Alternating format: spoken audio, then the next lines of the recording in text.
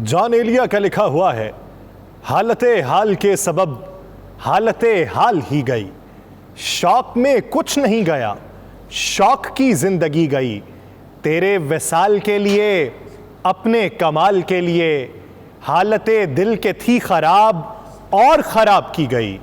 उसकी उम्मीद नाज का हमसे ये मान था कि आप उम्र गुजार दीजिए, उम्र गुजार दी गई। एक ही हादसा तो है और वो ये कि आज तक बात नहीं कही गई, बात नहीं सुनी गई। नाज़रीन, मैं हूं यासिर रशीद और आप मेरा व्लॉग देख रहे हैं। नाज़रीन, ये व्लॉग 4 हिस्सों पर मुश्तमिल होगा। टाइटन के ऊपर होगा, पाकिस्तान के मुआशी और समाजी हालात के ऊपर होगा, पाकिस्तान के कानूनी मंजरनामे के ऊपर होगा और पाकिस्तान की अगली समत के ऊपर होगा। टाइटन के डूबने और रेस्क्यू के अमल पर मुख्तसर और जामे बात होगी। सियासी मंजरनामे में नई हलचल पे बात होगी जिससे आपको बहुत ज़्यादा गर्ज नहीं है। कानूनी और मुआशी मंजरनामे पे बात होगी जिसमें आपको ज़्यादा दिलचस्पी हो सकती है। नाज़रीन, कभी कभार आपके साथ कोई हादसा पेश आए तो आपको लगता है कि आप ये पहले से जानते हैं। ऐसे ही एक एनिमेटेड सीरीज सैमसन्स है जिसमें फिल्माए गए मनाजिर हमें हकीकत में देखने को मिलते रहे। कोरोना वबा में इसका बहुत ज़्यादा तज़किरा होता रहा है और इसके बारे मुख्तलिफ आरा सामने आती रहीं। अमरीकी एनिमेटेड सीरीज द सैमसन्स के बारे में कहा जाता है कि उसने कई बार मुस्तकबिल के वाक़यात की दुरुस्त पेशीन गोइयाँ की हैं। अब एक बार फिर इस शो के मद्दाहों ने दावा किया है कि द सैमसन्स ने 2006 की एक किस्त के दौरान टाइटैनिक के मलबे की जानिब जाते हुए तबाह होने वाली आबदोज़ टाइटन के बारे में दुरुस्त पेशीन गोई की थी। उनका कहना है कि शो की इस किस्त का मवाजना गुमशुदा होने वाली टाइटन आबदोज़ से किया जा सकता है जिसका मलबा 22 जून को दरियाफ्त किया गया। दिलचस्प बात यह है कि द सैमसन्स के प्रोड्यूसर माइक क्रिस भी टाइटन आबदोज़ में टाइटैनिक का सफर कर चुके हैं, मगर शो की यह किस्त बहुत पहले नशर हुई थी। द सैमसन्स के सीजन 17 की 10वीं किस्त में होमर सैमसन के अपने वालिद के साथ समुंदर में खजाने की तलाश के लिए जाते हुए एक मंजर दिखाया गया। शो में दिखाया गया कि बहरी जहाज भी टाइटैनिक की तरह 2 टुकड़ों में तकसीम था। फिर होमर सैमसन की आबदोज़ एक जगह फंस जाती है और बार बार ऑक्सीजन की कमी की वार्निंग जाहिर होने लगती है। बतदरीज वो बेहोश हो जाता है और अब टाइटन के साथ भी कुछ ऐसा ही वाकया पेश आया। ये जो इतना बड़ा रेस्क्यू ऑपरेशन चलाया गया, इसकी कलई भी खुल के सामने आ चुकी है। सवाल ये बनता है कि ऐसी एनिमेटेड वीडियोस के दौरान जो मंजर फिल्माए जाते हैं वो हकीकत का रूप किस तरीके से धारते हैं। उस प्रोड्यूसर के बारे में कौन सी उसकी जहनी इख्तरा है जो हमें हकीकत में देखने को मिल जाती है। लेकिन ये जो रेस्क्यू ऑपरेशन चला है, इस रेस्क्यू ऑपरेशन के बारे में अमरीकी अखबार ने यह इंकशाफ किया है कि अमरीकी नेवी को टाइटन की तबाही का अंदाज़ा इतवार से था और नेवी ने ज़ेरे समुंदर खुफिया निज़ाम से धमाका रिकॉर्ड कर लिया था। अमरीकी अखबार की रिपोर्ट में कहा गया है कि यह रिकॉर्डिंग सबमरीन की नकलो हरकत की निगरानी के निज़ाम ने रिकॉर्ड की है। अमरीकी नेवी ऑफिसर ने यह बताया कि यह रिकॉर्डिंग टाइटन के गायब होने के करीबी इलाके से रिकॉर्ड हुई और हमने ये मालूमात कोस्ट गार्ड्स को फराहम कर दी थी। बहरी ओकियानोस में टाइटैनिक की बाकियात देखने के लिए जाने वाले सयाहों की लापता आबदोज़ टाइटन का मलबा मिलने के बाद आबदोज़ की मालिक कंपनी ओशन गेट ने उसमें सवार 2 पाकिस्तानियों समेत 5 अफराद की मौत की तस्दीक कर दी है। बहरी ओकियानोस में गरकाब होने वाली आबदोज़ टाइटन की मालिक कंपनी ओशन गेट के शरीक बानी ग्योलरमो ने कहा है कि मुमकिना तौर पर ज़ेरे आब दबाव के बायस आबदोज़ फट गई होगी। ओशन गेट की 18 जून को लापता होने वाली आबदोज़ का मलबा मिलने की खबर सामने आने के बाद अपने एक टीवी इंटरव्यू में ग्योलर का कहना था कि अगर समुंदर की तह में कोई मलबा मिला है तो मेरे लिए बिल्कुल भी ताज्जुब की बात नहीं है, क्योंकि हमारा प्रोटोकॉल था कि अगर राबिता टूट जाए तो पायलट आबदोज़ को तह तक ले जाएगा। मेरा शुरू से ही यह ख्याल था कि स्टॉकटन ने भी यही किया होगा। टाइटन का मलबा किस मकाम पर मिला? यह ख्याल किया जाता है कि हादसे का शिकार होने वाली आबदोज़ जो गर्क हुआ बहरी जहाज टाइटैनिक है उसके मलबे से तकरीबन 1600 फीट यानी 487 मीटर दूर है। यह एक ऐसे इलाके में है जहां टाइटैनिक का कोई मलबा पहले से मौजूद नहीं है। आबदोज़ का खौल जिसमें मुसाफिर मौजूद थे वो अभी तक नहीं मिला। ज़ेरे समुंदर मलबा मिलने की इतलात सामने आने के बाद रेस्क्यू माहिर डेविड मर्न्स ने कहा कि यह मलबा लैंडिंग फ्रेम का है और यह लैंडिंग फ्रेम आबदोज़ के पिछले हिस्से पर लगी थी। आबदोज़ का खौल जिसमें मुसाफिर मौजूद थे वो नहीं मिला और यह मलबा तस्दीक करता है कि आबदोज़ के साथ कुछ बुरा हो चुका है। इसके साथ टाइटैनिक फिल्म के जो डायरेक्टर हैं जेम्स कैमरून, उन्होंने कहा कि टाइटैनिक के कप्तान को बारहा खबरदार किया गया था कि आगे बर्फ का तौदा है, लेकिन उसने ना मानी और उसने अंधेरी रात में पूरी रफ्तार से जहाज चलाया था। उन्होंने कहा कि कई बार टाइटैनिक की बाकियात जाके मैं देख चुका हूं। आबदोज की तैयारी में हायल इंजीनियरिंग मुश्किलात और सेफ्टी प्रोटोकॉल मैं जानता हूं। लोगों को चाहिए कि वो इस वाकये से सबक सीखें। जेम्स कैमरून का कहना है कि मैंने टाइटैनिक का मलबा देखने के लिए 33 डाइव्स मुकम्मल की हैं, जबकि इतवार के रोज जब आबदोज लापता हुई तो मैं उस वक्त जहाज पर ही मौजूद था। मुझे पता चला कि बैक वक्त आबदोज का नेविगेशन और कम्युनिकेशन राबिता मुनक़ता हो चुका है, तो मुझे तबाही का अंदेशा हो चुका था। टाइटन के तबाह होने की तस्दीक अमरीकी बहरिया के सीनियर एहलकार के टाइटन के तबाह होने से मुतल्लिक कहना था कि समुद्र के नीचे धमाके की आवाज़ से मिलती जुलती आवाज़ की इत्तला कोस्ट गार्ड कमांडर को दी थी। उन्होंने कहा कि ओशन गेट की लापता आबदोज टाइटन की तलाश के लिए आला खुफिया सोती सराग रसान निज़ाम का इस्तेमाल किया गया था। बहरी ओकियानोस में टाइटन की बाकियात देखने के लिए जाने वाले सयाहों की लापता आबदोज टाइटन का मलबा मिलने के बाद आबदोज के मालिक कंपनी ओशन गेट ने इसमें सवार 5 अफराद की मौत की तस्दीक की। 1912 में तबाह होने वाले मुसाफिर बरदार बहरी जहाज टाइटैनिक का मलबा देखने के लिए जाने वाली आबदोज टाइटन 18 जून को बहरी ओकियानोस में लापता हो चुकी थी। शहजादा दाऊद, उनकी बड़ी बहन अज़म दाऊद ने यह इंकशाफ किया है कि उनका भतीजा सुलेमान टाइटैनिक की बाकियात देखने के सफ़र से खौफजदा था। वह सिर्फ फादर्स डे पर वालिद को खुश करने की खातिर इस पुरखतर सफ़र में शरीक हुआ था। सुलेमान दाऊद स्कॉटलैंड की यूनिवर्सिटी का तालिब इल्म था। नागहानी मौत ने यूनिवर्सिटी असातिज़ा और तलबा को भी अफसरदा कर दिया। इस वाक़े के बाद बहुत से लोगों को सबक भी सीखना चाहिए, लेकिन इस वाक़े के साथ साथ वो मंजरनामा जो इस वक्त सोशल मीडिया के ऊपर पैदा हो चुका है उसका कला कमा भी होना चाहिए। अगर एक शख्स के पास इतनी दौलत है, मैंने अपने पिछले व्लॉग में मुआवजना किया था, मैंने कहा था कि दुनिया के अंदर 3 तबकाती निज़ाम है। एक तबका वो जिसके पास बेपनाह दौलत है और उसका खर्च वो किस तरीके से करता है। दूसरा तबका वो जिसके पास दौलत कम होती है और वो दौलत कमाने के लिए हीले बहाने करता है। और तीसरा तबका वो कि जिसके पास जो कुछ होता है वो उसी पर खुदा की रज़ा को अपने आप पे रजामंद करते हुए बैठ जाता है। अब किसी के पास दौलत है तो इसमें आर किस बात की कि अगर वो किसी काम के ऊपर खर्च करे। दुनिया को खोजने के लिए, दुनिया की बारीकियों को जानने के लिए साइंस ने जो इतनी तरक्की की है, इसी तरह के ही सफ़र होते रहें। हमें दुआ करनी चाहिए कि जो जाँ बहक अफराद हैं, खुदा उन्हें जवार रहमत में जगह अता फरमाए। अब बात करते हैं सियासी मंजरनामे की। मेल मुलाकातों का इस वक्त सिलसिला जारी है। ANP के वफ्द ने पाकिस्तान मुस्लिम लीग नून से मुलाकात की है। अब आप इस पे ये देख लीजिए कि वहाँ पर रवाबित को बढ़ाने की बातचीत हुई, पाकिस्तान मुस्लिम लीग नून और ANP मिल जाए तो कितनी मजीद सीटें निकाली जा सकती हैं। परेशानी इस वक्त चारों जानिब लाहक है। ये परेशानी किसी एक जमात के लिए नहीं है कि उसके लोग छोड़ के किसी और तरफ को हो लिए। ये परेशानी पाकिस्तान पीपल्स पार्टी के लिए भी है जो जनूबी पंजाब में अपने गढ़ को मजबूत करना चाहती है। ये परेशानी पाकिस्तान मुस्लिम लीग नून के लिए भी है जो सिंध में हजारादारी हासिल करने का ख्वाब देख रही है। ये परेशानी जमीयत उलमा इस्लाम फे के लिए भी है जिसकी पकड़ खैबर पख्तूनख्वा पे कमजोर होती जा रही है। ये परेशानी बलूचिस्तान अवामी पार्टी के लिए भी है जिसे आइंदा इंतखाबात के बाद बलूचिस्तान की हुकूमत हासिल होती दिखाई नहीं दे रही, क्योंकि आइंदा आम इंतखाबात में आज़ाद उम्मीदवार सबसे बड़ी सारी जमातों के लिए मुसीबत है। ये कयास आराइयाँ चल रही हैं, लेकिन इसमें किसी हद तक हकीकत भी है कि आइंदा आम इंतखाबात में बहुत बड़ी तादाद के अंदर आज़ाद उम्मीदवार मैदान में उतरेंगे और वही आज़ाद उम्मीदवार टर्न आउट में भी वाज़े फ़र्क लेके आएंगे और वही आज़ाद उम्मीदवार बड़ी बड़ी जमातों के उम्मीदवारों को भी बहुत बड़ा डेंट डालेंगे। अब उन्हीं आज़ाद उम्मीदवारों को बिठाने के लिए या उन्हें अपने साथ शामिल करवाने के लिए तगोदो जारी है, लेकिन वो जो आज़ाद उम्मीदवार होंगे उनका ताल्लुक उसी जमात से होगा जो माजी करीब के अंदर हुक्मरान जमात थी। अब वो आज़ाद हैसियत में अगर इलेक्शन लड़ने का अहद करते हैं तो उस पार्टी के लोगों की हिमायत कितनी हासिल होती है, या फिर आज़ाद नजरिया आप किस हद तक लोगों के ऊपर लागू कर सकते हैं, ये एक बहुत बड़ा सवाल है। लेकिन वक्त से पहले असेंबली तहलील करने पे गौर किया जा रहा है कि 2 दिन पहले असेंबली को तहलील कर दिया जाएगा। अब असेंबली को तहलील करने पे जो गौर किया जा रहा है, इस पे 90 दिन इलेक्शन कैंपेन के लिए हासिल करना है।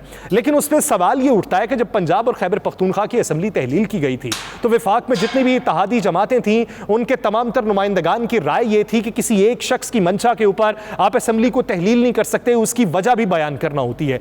लेकिन दूसरी तरफ अगर आप वफाकी असम्बली को तहलील करते हैं तो 4-5 अशखास की मंशा के ऊपर क्या असम्बली को तहलील किया जा सकता है, क्योंकि यहां पे प्ली ये रखी जाएगी कि आइन हमें इजाजत देता है कि जब चाहे असम्बली तहलील कर दें, तो आइन वहां पर भी इजाजत देता था। अब इस पे बयानिए पे किस हद तक फर्क पड़ेगा, क्या नया बयानिया बनाया जाएगा, उसके बारे में भी मजीद बात होगी।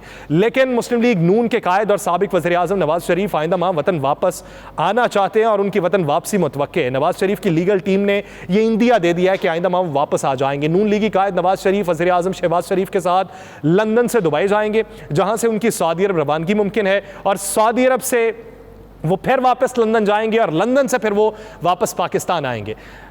वज़ीर आज़म शहबाज शरीफ आज फ्रांस से लंदन पहुंच जाएंगे, जहां वो लीगी कायद से मुलाकात करेंगे और मुलाकात में निगरान सेटअप के क़याम और दीगर मामलात के ऊपर बातचीत होगी। मुआशी पाकिस्तान का मंजरनामा ये है कि बहुत से इस वक्त हमें मुश्किलात दरपेश हैं और चैलेंजेस दरपेश हैं।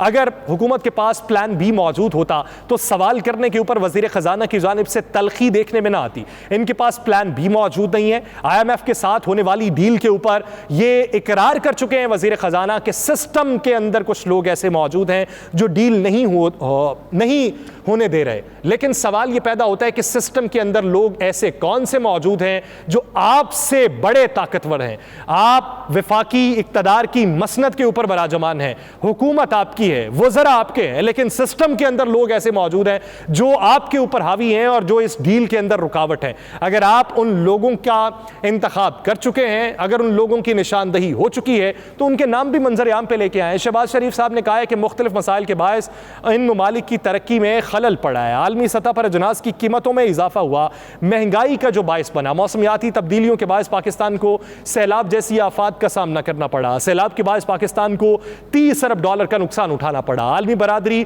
शर्मुल शेख कॉप 27 में किए गए वादे पूरे करे। वज़ीर आज़म ने कहा कि मालियाती तफरीक के ख़त्म न होने से पायदार तरक्की अहदाफ के उसूल में रुकावटें पेश आ रही है। दुनिया मुआशी और माहौलियाती चैलेंजेस को मौके के तौर पर लेकर समत अपनी दुरुस्त करे। आलमी मालियाती ढांचे का मकसद तरक्की के अमल को तेज़ करना है और माहौलियाती इंसाफ होना चाहिए। अब वज़ीर आज़म जब दुनिया को यह पैगाम दे रहे हैं तो फिर पाकिस्तानियों को भी बता दें कि आपने प्रिवेंशन के लिए क्या इकदाम उठाए हैं। सैलाब की तबाहकारियों के बाद आपने ये बताया कि 10 से 12 अरब डॉलर दुनिया के ममालिक जो है वो पाकिस्तान की मदद करना चाहते हैं और इतने डॉलर्स जो है वो पाकिस्तान में आ जाएंगे। अगर नहीं आए तो नाकामी किसकी है? अगर आपकी नाकामी नहीं है तो फिर बैनुल अक़वामी सतह पे आपकी खारजा पॉलिसी कहां पे खड़ी है? ये तमाम सवालात के जवाब देना होंगे। अब आपको ये भी बताना चाहिए कि माहौलियाती तब्दीलियों के तनाजुर में एक नया जो इंडिकेशन जाहिर हो रहा है और जिससे ग्लेशियर्स बहुत तेजी से पिघल रहे हैं और पाकिस्तान के अंदर सैलाब के फिर से खतरात मंडला रहे हैं, तो उसके लिए आपने हिफाजती इंतजामात क्या किए हैं? अगर बात करनी है तो बैनुल अक़वामी जगह पे जाके उनको अपने एतमाद में लेना तो एक बात है, लेकिन अपने मकामी लोगों को भी तो एतमाद में लेना चाहिए। बताया जाए कि आपने क्या इक़दाम किए। वफाकी वज़ीर दाखिला राना सनाउल्लाह साहब ने कौमी असम्बली इजलास से खिताब करते हुए कहा कि अदालत उज़्मा मुल्क में सबसे बड़ा ऐवान है। समात में किस किस्म के अल्फाज का इस्तेमाल किया गया? बेंच में चीफ जस्टिस के बाद नामजद चीफ जस्टिस ने कहा कि इस अदालत को नहीं मानता, इस अदालत की कोई कानूनी और आईनी हैसियत नहीं है। वज़ीर दाखिला ने मजीद कहा कि असम्बली ने जो कानून पास किया है अदालत आइन के मुताबिक फैसला करे। कानून ये कहता है कि बेंच 3 सीनियर मेंबर की कमेटी बनाएगी। कमेटी जो बेंच बनाएगी वो आइनी और कानूनी होगा। मोहतरम सीनियर जज का मौक़िफ़ है कि ये बेंच उस कमेटी ने नहीं बनाया। राना सनाउल्लाह साहब का कहना था कि आइन में कानून की तशरीह करने का इख्तियार अदालत के पास है। दोनों सीनियर वकला अपनी इनिंग्स खेल चुके हैं। दोनों मेंबरान ने PTI चेयरमैन से लाहौर में मुलाकात की और उसके बाद ये दोनों वकला चीफ जस्टिस से मिले। दोनों ने कहा कि चीफ जस्टिस साहब, आपको पहले कहा था कि फुल कोर्ट बना दें, आपकी ये बात चीफ जस्टिस से कहां पर हुई थी? राना सनाउल्लाह ने मजीद कहा कि काजी फायज ईसा को 1 साल से किसी बेंच में शामिल नहीं किया गया। जब मर्जी के बेंच बनाकर मर्जी के फैसले होंगे तो उनमें कुव्वत नहीं होगी। अदलिया के फैसलों की ताकत गैर जानिबदारी में है। नाइंसाफी पर मबनी फैसलों पर अमल दरामद नहीं हो सकता। हमारे बहरान से ना निकलने की एक वजह अदालतें और जज साहिबान का इंसाफ ना करना है। अदालतें या जजेस इन लॉज का शिकार हैं या वो सियासत कर रहे हैं। कहीं मदर इन लॉ का मामला है, कहीं सन इन लॉ का मामला है। जो बेंच फैसले करने जा रहे हैं उसके नामजद चीफ जस्टिस ने कहा यह अदालत नहीं है। नामजद चीफ जस्टिस ने कहा कि यह बेंच गैर कानूनी है, मगर बेंच फिर भी बज़ेदार फैसले करने को तैयार है। सीनियर तरीन जज ने बेंच को गैर आईनी और गैर कानूनी करार दिया। अंदेशा है कि ऐसे बेंच का फैसला भी 14 मई के इलेक्शन के फैसले से दो चार ना हो। अब इसमें 2 आरा पाई जाती हैं इस केस को लेके अगर बात की जाए। एक तो है प्रोसीजर, जो एक्ट है उसके ऊपर बात है कि वो किस तरीके से बनाया जाएगा, उसमें 184(3) का हवाला है। लेकिन दूसरी बात जो इस केस को लेके है, इस केस को लेके एक बात तो है कि बैनुल अक़वामी सतह पे बहुत सी बातें होंगी कि ये जो सिविल कोर्ट्स के फैसले हैं ये खुसूसी अदालतों में क्यों जा रहे हैं। तो वहाँ पे बात ये होती है पाकिस्तान के प्रोसिक्यूशन के निज़ाम की। बहुत से लोग ये राय रखते हैं कि प्रोसिक्यूशन का निज़ाम पाकिस्तान का इस हद तक कमज़ोर है कि अगर यहाँ पे ये केस चले तो कहीं ना कहीं पे लूप होल्स पैदा होंगे और ये शख्स बरी-उज़्ज़िम्मा हो जाएंगे और ये रिहा भी हो जाएंगे जो 9 मई के वाक़यात में मुलव्वस हैं। लेकिन दूसरी तरफ राय ये पाई जाती है कि खुसूसी अदालतों में केस इसलिए नहीं चलने चाहिए कि एक इदारा जो सियासत से अलग है तो उसको सियासत में मुलव्वस किया जाएगा, फिर कोई ना कोई फरीक उसको बतौर सियासी एजेंडा अपने बयानिए में शामिल कर लेगा इन फैसलों के हवाले से या इन केसेस के हवाले से। तो यहां पे दोनों तरफ के तशख़्ख़ुस की बहाली की जरूरत है। आप ये देखिए कि इस्लामाबाद के अंदर इस वक्त प्रोसिक्यूशन का ऑफिस मौजूद नहीं है, जहां पे हमारा अपना निज़ाम इंसाफ मजरू हो रहा है तो वहां पे दूसरी तरफ भी सवालात हैं। तो इसमें दो मुख्तलिफ नजरियात हैं, तो बात किसकी मानी जाएगी। आज की हियरिंग की बात करते हैं कि सुप्रीम कोर्ट में chief justice of Pakistan Umar Ata Bandial की सरबराही में 7 रुकनी बेंच ने सिविलियंस के फौजी अदालतों में ट्रायल के खिलाफ दरखास्तों पर समाअत की। Justice Ejazul Ahsan, Mansoor Ali Shah, justice Munib Akhtar, justice Yahya Afridi, Mazahir Ali Akbar Naqvi और जस्टिस आयशा मलिक बेंच में शामिल हैं। समाअत के आगाज़ पर सिविल सोसाइटी के वकील फैसल सिद्दीकी रोस्टम पर आए। उन्होंने तहरीरी दलाइल जमा करवाए। एडवोकेट जनरल पंजाब ने हुकूमत पंजाब की जानिब से 9 मई के वाक़यात में मुलव्वस ज़ेर हिरासत मुल्ज़मान का डेटा सुप्रीम कोर्ट में जमा करवाया। रिपोर्ट में फौज की हिरासत में मौजूद मुल्ज़िमान, नाबालिग बच्चों, सहाफ़ियों और वकला का डेटा शामिल नहीं। ताहम 9 मई के वाक़यात में मुलव्वस ज़ेर हिरासत ख़वातीन का डेटा जमा करवा दिया गया। रिपोर्ट में बताया गया कि 9 मई के वाक़यात में 81 ख़वातीन को हिरासत में लिया गया। गिरफ्तार ख़वातीन में से 42 को ज़मानत पर रिहा किया गया, जबकि 39 ख़वातीन इस वक्त जुडिशल रिमांड पर जेलों में कैद हैं। रिपोर्ट में कहा गया कि MPO के तहत 2258 अफराद की गिरफ्तारी के ऑर्डर जारी किए गए। 9 मई के तोड़ फोड़ के वाक़यात में 3050 अफराद मुलव्वस पाए गए। उस वक्त MPO के तहत 21 अफराद को जेलों में कैद रखा गया है। इंसदादी दहशतगर्दी कानून के तहत 9 मई के वाक़यात में मुलव्वस मुल्ज़िमान के खिलाफ 51 मुकदमात दर्ज किए गए। इंसदादी दहशतगर्दी कानून के तहत 1888 अफराद को गिरफ्तार किया गया, 108 मुल्ज़िमान जिस्मानी रिमांड पर और 1247 जुडिशल रिमांड पे हैं। इंसदादी दहशतगर्दी कानून के तहत 33 अफराद की शनाख्त परेड की गई, 500 अफराद को बेगुनाह करार देते हुए रिहा कर दिया गया। इंसदादी दहशतगर्दी कानून के तहत 232 अफराद जमानत पर रिहा हुए। रिपोर्ट में यह भी बताया गया कि वाक़यात में मुलव्वस मुल्ज़िमान के खिलाफ दीगर कवानीन के तहत 247 मुकदमात दर्ज किए गए और 247 मुकदमात के तहत 4119 अफराद को गिरफ्तार किया गया। 86 मुल्ज़िमान जिस्मानी रिमांड, 2464 को जुडिशल रिमांड पर भेजा गया। दीगर मुकदमात में 368 अफराद की शनाख्त परेड की गई। अब तक 1201 अफराद को बरी किया गया है। 3012 अफराद को मुख्तलिफ मुकदमात में जमानत पर रिहा किया गया।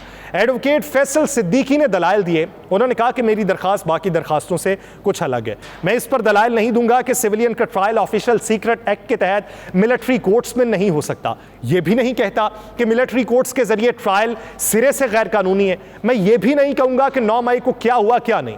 उन्होंने कहा कि सिविलियन के ट्रायल की माजी में मिसालें हैं। फौजी अदालतों में फौजदारी ज़ाब्ते के तहत कार्रवाई नहीं हो सकती, उसको चैलेंज नहीं किया। मैंने किसी मुल्जिम की बर्रियत को चैलेंज नहीं किया। फौज के हवाले मुल्जिमान को करने के अमल में मखसूस अफराद को चुना गया। आर्मी एक्ट कानून की बदनीयती के तहत इस्तेमाल किया जाता है। अदालत में जाके कहा गया कि 15 लोगों को हवाले कर दें। जिन अफराद का इंसदाद दहशतगर्दी अदालत में ट्रायल होगा उनको अपील का हक मिलेगा, जिनका ट्रायल मिलिट्री कोर्ट्स में होगा उन्हें अपील का हक हासिल नहीं है। फैसल सिद्दीकी ने कहा कि मेरा मुद्दा तमाम मुल्जिमान में से चंद के साथ अलग सुलूक हुआ है। एक FIR में 60 मुल्जिमान हैं तो 15 मिलिट्री कोर्ट्स को दिए जाते हैं। FIR में जो इल्ज़ामात हैं उन पर 3 अलग तरह के ट्रायल हो सकते हैं। मेरा दूसरा नुक्ता फेयर ट्रायल का है। एक इल्ज़ाम पर ट्रायल के बाद कुछ लोगों के पास अपील का हक होगा और कुछ के पास नहीं होगा। उनका कहना है कि सुप्रीम कोर्ट के 5 फैसले मौजूद हैं जो आर्मी ट्रायल से मुतल्लिक है। 1998 में मिलिट्री कोर्ट्स के खिलाफ फैसला आया और मिलिट्री कोर्ट्स के खिलाफ फैसले में आर्मी एक्ट को ज़ेर बहस नहीं लाया गया। जस्टिस आयशा मलिक बोली, उन्होंने कहा कि दूसरे केसेस में आर्मी एक्ट से मुतल्लिक क्या प्रिंसिपल सेट किया गया। फैसल सिद्दीकी ने जवाब दिया कि बहुत कम ऐसा हुआ कि सिविल कोर्ट्स को बाईपास किया गया। जस्टिस आयशा मलिक ने फिर सवाल किया कि किन वजूहात की बुना पर सिविलियंस का ट्रायल आर्मी एक्ट के तहत किया जाता रहा है। कौन से ऐसे मखसूस हालात हैं जिनमें मिलिट्री कोर्ट्स में ट्रायल हो सकता है?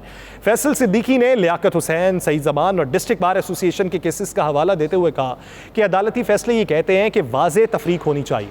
हम ये नहीं कहते कि लोगों का सख्त ट्रायल ना हो। इंसदादे दहशतगर्दी अदालत से ज़्यादा सख्त ट्रायल कहाँ पर हो सकता है? ये वही बात है जो कल की गई थी, जो चीफ जस्टिस ने ये कहा था कि जो इंसदादे दहशतगर्दी की अदालत है वहाँ पे जो सजाएं मिलती हैं वो बहुत ज़्यादा सख्त होती हैं खुसूसी अदालतों से। आप लोगों से पूछें तो हो सकता है लोग ये कहें कि हमारा आर्मी की अदालतों के अंदर फैसला कर लिया जाए।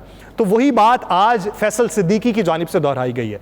जस्टिस मज़ाहिर अली अकबर नकवी ने रिमार्क्स किए कि जो आप क्राइम रिपोर्ट दिखा रहे हैं उसमें तो ऑफिशियल सीक्रेट एक्ट की दफात शामिल नहीं है। 9 मई के वाक़यात के मुकदमात में ऑफिशियल सीक्रेट एक्ट और आर्मी एक्ट से मुतल्लिक दफात कब शामिल की गई? जस्टिस एजाजुल एहसन ने रिमार्क्स किए कि आपके दलाइल की बुनियाद यह है कि किसके पास इख्तियार है कि वो सिविलियन का फौजी अदालत में ट्रायल करे। जस्टिस मंसूर अली शाह फिर बोले, उन्होंने कहा कि नेशनल सिक्योरिटी के बायस कहा गया कि ये ट्रायल मिलिट्री कोर्ट्स में हो। स्टेट सिक्योरिटी की हुदूद में जाएंगे तो फिर ट्रायल फौजी अदालतों में होने का जिक्र है। जस्टिस मज़ाहिर अली अकबर नकवी ने इस्तफसार किया कि ऑफिशियल सीक्रेट एक्ट को कब शामिल किया गया। जस्टिस याहिया अफरीदी ने सवाल किया कि आप नहीं समझते कि पहले अटॉर्नी जनरल से पूछा जाए कि मुकदमात कैसे बने। चीफ जस्टिस ने रिमार्क्स किए कि आप दलाइल जारी रखें, वकला के बाद अटॉर्नी जनरल को सुनेंगे। हो सकता है कि अटॉर्नी जनरल कल मांगी गई तफसीलात पर आज बयान दे दें। फैसल सिद्दीकी ने कहा कि कल अदालत ने पूछा था कि ये दरखास्तें पहले हाई कोर्ट में नहीं जानी चाहिए थी। एक से ज़्यादा सूबों का मामला है, एक हाई कोर्ट का दायरा इख्तियार नहीं बन सकता।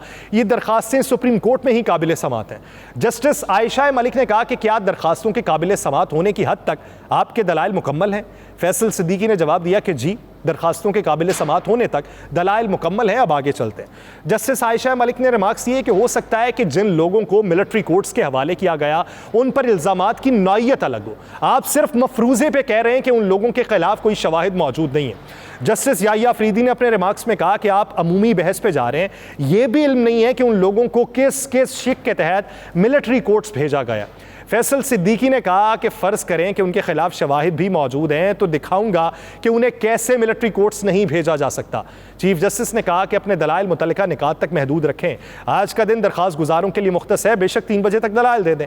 जस्टिस मंसूर अली शाह ने कहा कि कानून ये नहीं कह रहा कि मिलिट्री के अंदर काम करने वाला बंदा हो तो ही ऑफिशियल सीक्रेट एक्ट लगेगा। मिलिट्री हुदूद के अंदर होने के जुर्म से ताल्लुक पर भी एक्ट लागू होता है। मिलिट्री कोर्ट्स में किसी को मुल्जिम ठहराने का क्या तरीकाकार है? ऑफिशियल सीक्रेट एक्ट का इतलाक ममनुआ इलाके, इमारात और कुछ सिविल इमारात पर भी है। जस्टिस मज़ाहिर अली अकबर नकवी ने रिमार्क्स दिए कि आप अभी तक बुनियादी पॉइंट ही नहीं बता सके। ऑफिशियल सीक्रेट एक्ट की दफात FIRs में कब शामिल की गई? अगर FIR में ऑफिशियल सीक्रेट एक्ट की दफात ही शामिल नहीं है तो क्या कमांडिंग ऑफिसर मुल्जिमान की हवालगी मान सकता है? जस्टिस मंसूर अली शाह ने इस्तफसार किया कि आपसे 2 सवाल पूछ रहे हैं, उस पर आए। आप तरीकाकार बताएं कि आर्मी एक्ट का इतलाक कैसे होगा? आर्मी के अंदर ऐसे फैसले तक कैसे पहुंचा जाता है कि फला बंदा आर्मी एक्ट के तहत हमारा मुल्जिम है? क्या हमें मुकम्मल तफसीलात हासिल हैं कि ऑफिशियल सीक्रेट एक्ट के तहत फौज कैसे किसी को मुल्जिम करार देती है? फैसल सिद्दीकी ने जवाब दिया कि यही तो मेरी दलील है कि फौज सिविलियंस की हवालगी का मुतालिबा नहीं कर सकती। चीफ जस्टिस ने कहा कि सीक्रेट एक्ट लगाने के लिए कोई इंक्वायरी या तहकीकात तो होनी चाहिए। कॉमन सेंस की बात है कि ऑफिशियल सीक्रेट एक्ट के तहत जराइम का तयन फौज नहीं करना है। फौज इंसदादे दहशतगर्दी अदालत में सिविलियंस की हवालगी की दरखास्त दायर कर सकती है। फौज की सिविलियंस की हवालगी की दरखास्त में सिर्फ ठोस बुनियाद नहीं दी गई। अटॉर्नी जनरल से पूछेंगे कि क्यों कोई ठोस बुनियाद बनाकर सिविलियंस की हवालगी की दरखास्त नहीं की गई। चीफ जस्टिस ने मजीद रिमार्क्स किए कि मुल्जिमान के रिमांड में बुनियादी चीज मिसिंग है। रिमांड ऑर्डर में जिक्र नहीं है कि मुल्जिमान की हवालगी कैसे और किन शवाहिद पे हुई है। जस्टिस एजाजुल एहसन ने कहा कि ऑफिशियल सीक्रेट एक्ट में शिकायत को FIR के तौर पर लिया जाता है। फैसल सिद्दीकी ने कहा कि ऑफिशियल सीक्रेट एक्ट का इतलाक तो फिर सिविल अमारात पर भी है। जस्टिस एजाजुल एहसन ने रिमार्क्स किए कि वो ज़्यादा पेचीदा हो जाएगा, आप उन मुकदमात में तरीक़ाकार का बताएं। याहिया अफरीदी साहब ने रिमार्क्स ये कि आपने कहा कि आर्मी एक्ट को रहने दें, तरीक़ाकार को देखें, फिर तो हमें इनफरादी तौर पर एक एक शख्स की गिरफ्तारी का मामला देखना पड़ेगा। चीफ जस्टिस ने कहा कि आप ऐसा करें कि ब्रेक ले लें। जस्टिस मंसूर अली शाह ने रिमार्क्स किए कि कॉफ़ी वगैरह पिएं, सवालात के जवाबात ना देने पर आपको जुर्माना देना पड़ेगा। वक्फा हुआ और वक्फे के बाद समाअत दोबारा हुई। सिविल सोसाइटी के वकील फैसल सिद्दीकी साहब फिर पेश हुए। उन्होंने कहा कि आर्मी एक्ट में ट्रायल कैसे शुरू होता है, इसका जवाब आर्मी रूल्स 1954 में मौजूद है और रूल 157 की सब सेक्शन 13 में तरीका कार भी दर्ज है। यहाँ 9 और 10 मई को वाकयात होते हैं और 25 मई को हवालगी मांग ली जाती है। यहाँ तो हमें हकायक में जाने की जरूरत भी नहीं और मुल्जिमान की हवालगी मांगने की कोई वजह भी नहीं। जस्टिस मंसूर अली ने रिमार्क्स किए कि चार्ज से पहले इंक्वायरी का हम अटॉर्नी जनरल से पूछेंगे। आप ये कहना चाह रहे हैं कि इन मुल्ज़िमान के खिलाफ बज़ाहिर कोई इल्ज़ाम नहीं है। फैसल सिद्दीकी ने कहा कि मैं ये कह रहा हूँ चार्ज करने से पहले सख्त इंक्वायरी होनी चाहिए। 9 मई के मुल्ज़िमान से मुतल्लिक सख्त इंक्वायरी पहले होनी चाहिए। तारीख में कभी 1998 के अलावा सिविलियन हुकूमत ने सिविलियन का मिलिट्री ट्रायल नहीं किया। 9 मई के मुल्ज़िमान से मुतल्लिक दूसरी अदालतों में ट्रायल का कानूनी ऑप्शन मौजूद है। अगर केस किसी आर्मी ऑफिशियल पर होता तो बात और थी। अब कोर्ट मार्शल के अलावा ऑप्शन नहीं है। आईनी तरमीम में भी सिविलियन के अलावा मिलिट्री कोर्ट्स में ट्रायल पे शर्त रखी गई है। जस्टिस मंसूर अली शाह उन्होंने कहा कि क्या कभी ऐसा हुआ कि ऑफिशियल सीक्रेट एक्ट के तहत ट्रायल सिर्फ मजिस्ट्रेट ने किया? फैसल सिद्दीकी ने जवाब दिया कि जी, मैं इस हवाले से फैसलों की नज़ीरें पेश करूंगा। फैसल सिद्दीकी के दलाइल मुकम्मल होने के बाद साबिक चीफ जस्टिस जवाद एस खाजा के वकील अहमद हुसैन के फिर दलाइल शुरू हो गए। वकील अहमद हुसैन ने कहा कि सवाल ये है कि क्या सिविलियन जिनका फौज से ताल्लुक नहीं, उनका मिलिट्री कोर्ट में ट्रायल हो सकता है? मेरा मौक़िफ़ है कि मौजूदा हालात में सिविलियन का मिलिट्री कोर्ट में ट्रायल नहीं हो सकता। हमारा एतराज़ ये भी नहीं कि लोगों के खिलाफ कार्रवाई ना हो, हमारा नुक्ता फारम का है कि कार्रवाई का फारम मिलिट्री कोर्ट्स नहीं है। अहमद हुसैन ने दलाइल में कहा कि सवाल यह है कि सिविलियन के कोर्ट मार्शल की आर्मी एक्ट में गुंजाइश क्या है। आर्मी एक्ट का कल मकसद यह है कि आर्म्ड फोर्सेस में डिसिप्लिन रखा जाए। जिन अफराद को मुसल्लह अफवाज की किसी कंपनी वगैरह में भर्ती किया गया हो, उन पर ही इस एक्ट का इतलाक होगा। चीफ जस्टिस ने रिमार्क्स किए कि आपके मुताबिक आइन की कौन से बुनियादी हुकूक मिलिट्री कोर्ट्स में ट्रायल से मुतासिर होंगे? अहमद हुसैन ने कहा कि आर्टिकल 10, 9 और 25 में दिए गए हुकूक मुतासिर होंगे। 21वीं आईनी तरमीम का फैसला उसी 7 रुकनी बेंच को आर्मी एक्ट के सेक्शन 2D1 को कलअदम करने से नहीं रोकता। अगर अदालत समझती है कि 21वीं तरमीम के बाद उसके हाथ बंधे हैं तो फुल कोर्ट ही बना ले। जस्टिस मंसूर अली शाह ने रिमार्क्स किए कि मैं तो इसी में कंफर्टेबल हूँ अगर इतना ही बेंच बैठे जितने रुकनी बेंच ने 21वीं तरमीम का फैसला दिया था। जस्टिस एजाजुल एहसन ने कहा कि 21वीं आईनी तरमीम केस में अदालत ने कहा था कि फ़ौजी अदालतें मखसूस हालात के लिए हैं। उस फैसले में जंगी हालात जैसे अल्फाज इस्तेमाल किए गए। अहमद हुसैन ने कहा कि मेरे इल्म में नहीं है कि मौजूदा हुकूमत का मौक़िफ़ हो कि आजकल जंगी हालात है। नमाज जुमा का वक्फ़ा ख़त्म होने के बाद समात का फिर से आगाज़ हुआ। जस्टिस जवाद एस खाजा के वकील ख्वाजा अहमद हुसैन ने दलाइल फिर से शुरू किए और उन्होंने कहा कि फेल ट्रायल पर एक का बुनियादी हक है जिससे महरूम नहीं किया जा सकता। कोर्ट मार्शल कार्रवाई के फैसले आसानी से मुयस्सर भी नहीं होते। मंसूर अली शाह साहब ने कहा कि कोर्ट मार्शल कार्रवाई करता कौन है? अहमद हुसैन साहब ने जवाब दिया कि एक पैनल होता है जो कार्रवाई कंडक्ट करता है और मिलिट्री कोर्ट फैसले में सिर्फ इतना लिखती है कि कसूरवार है या नहीं।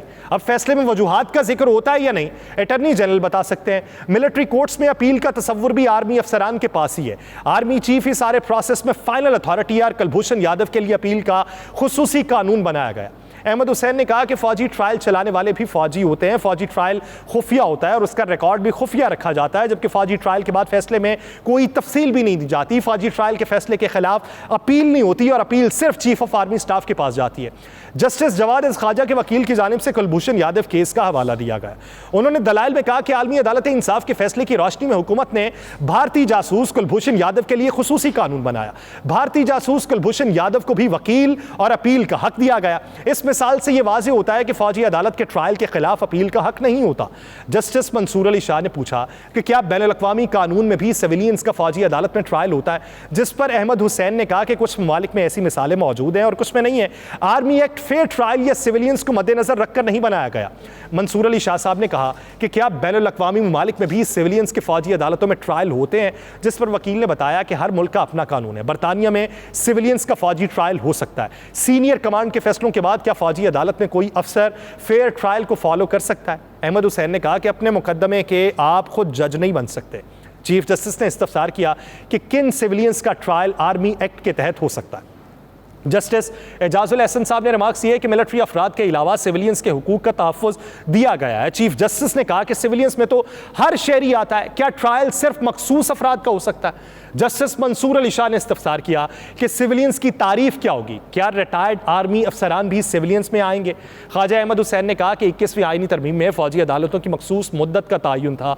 1975 में चीफ जस्टिस हमूदुर रहमान की सरबराही में 5 रुकनी बेंच ने फैसले में कहा था कि सिविलियन के फौजी अदालतों में ट्रायल की शिकों को कालादम करार दिया जा सकता है। सिविलियन कवानीन का फायदा फौजी नहीं हासिल कर सकते। पार्लियामेंट को यह इख्तियार भी हासिल है कि महदूद तारीफ के साथ कानून साजी कर सकती है।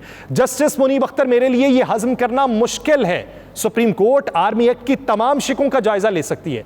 जस्टिस याहिया अफरीदी ने फिर कहा, जस्टिस याहिया अफरीदी ने रिमार्क्स ये कि आपकी अपील ये है कि बुनियादी हुकूक की खिलाफ वर्जी पर कानून चैलेंज किया जा सकता है, इसका असल फॉरम तो हाई कोर्ट है। सुप्रीम कोर्ट आर्मी एक्ट की तमाम शिकों का जायजा ले सकती है। ख्वाजा अहमद हुसैन ने कहा कि सुप्रीम कोर्ट जायजा ले कि क्या सिविलियन का मिलिट्री कोर्ट में ट्रायल हो सकता है। मुझे तो यह भी इल्म नहीं कि क्या शवाहिद है और क्या इल्जामात है।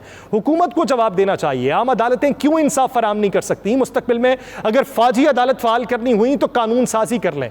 चीफ जस्टिस ने कहा कि नेशनल सिक्योरिटी का मामला आर्मी बराह रास्त देखती है। अगर कोई कौमी सलामती के खिलाफ साजिश करे तो यह नहीं कहा जा सकता कि फौज ट्रायल नहीं कर सकती। जस्टिस मुनीब अख्तर ने रिमार्क्स ये कि आर्टिकल 199(3) के तहत हाई कोर्ट के फौजी अदालतों के खिलाफ इख्तियारात महदूद है। FBLE केस का फैसला 1962 के आइन के तहत था। जस्टिस एजाजुल एहसन ने कहा कि आम शहरियों का ताल्लुक आर्मी एक्ट से कैसे जोड़ेंगे, कैसे बुनियादी हुकूक से महरूम करेंगे। अहमद हुसैन ने दलाइल में कहा कि मेरा बुनियादी नुक्ता यह है कि अदालत आर्मी एक्ट की शिकों का जायजा ले सकती है और अदालत ने जायजा लेना है कि आर्मी एक्ट के तहत सिविलियंस का ट्रायल हो सकता है या नहीं। इसकी वजाहत नहीं दी गई कि हुकूमत ने सिविल अदालतों पर अदम एतमाद क्यों किया। मिलिट्री ट्रायल के नतीजे में कई शहरियों को कोर्ट मार्शल का सामना करना पड़ेगा।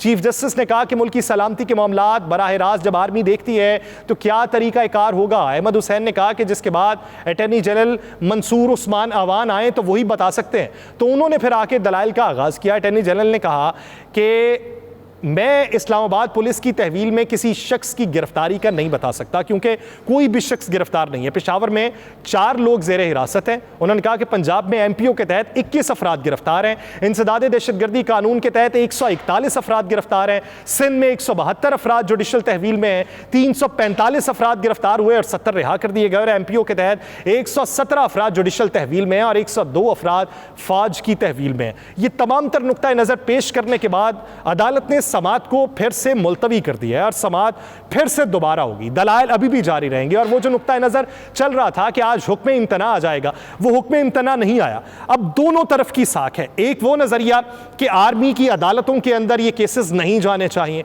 इससे आर्मी का जो हमारा इदारा है उसको सियासत में मुलव्वस किया जाएगा कुछ जमातों की तरफ से। तो दूसरी तरफ हमारे बुनियादी निज़ाम इंसाफ के ऊपर भी सवाल है कि प्रोसिक्यूशन का निज़ाम अगर बेहतर होता तो ये नौबती ना आती कि इन फैसलों को किसी दूसरी जानिब मुंतकिल किया जाए। अब देखिए कि इस पेंडोरा बॉक्स से मजीद क्या निकलता है और कठपुतलियां ये जो अवाम की सूरत में सामने आती हैं ये कब तक अपने हालात को बेहतर करती रहेंगी और ये कठपुतली निज़ाम कब तक यूं ही कठपुतली बना रहेगा। हमारे निज़ाम इंसाफ में बेहतरी लाने के लिए हुकूमत वक्त प्रोसिक्यूशन के निज़ाम को कब बेहतर करेगी, किस तरीके से करेगी, इसके जवाब भी उसी के पास है। मुझे दीजिए इजाज़त, अल्लाह ने के पास।